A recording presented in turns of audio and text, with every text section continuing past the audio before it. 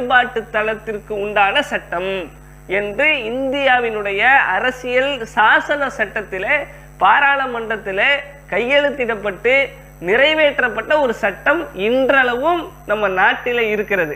இந்த சட்டம் என்ன சொல்லுகிறது என்றால், பாபர் பள்ளிவாசல்ல நடந்த இந்த சம்பவம் ராம ஜென்ம பூமி இருக்கிறது என்ற அந்த வாதம் இனிமேல் எந்த வழிபாட்டு தலத்துக்கும் இது மாதிரி வைக்கக்கூடாது என்ற ஒரு அடிப்படையில் அவங்க சொன்ன அந்த தகவல் என்னவென்றால், இந்த அதாவது வழிபாட்டு தலங்கள் எப்படி இருந்ததோ அப்படித்தான் இருக்கணும். எப்படி இருந்துச்சு அதுக்கு ஒரு டேட் ஒன்று ஃபிக்ஸ் பண்றாங்க. 1947 ஆகஸ்ட் 15 இந்தியாவுக்கு சுதந்திரம் கிடைத்த தினம்.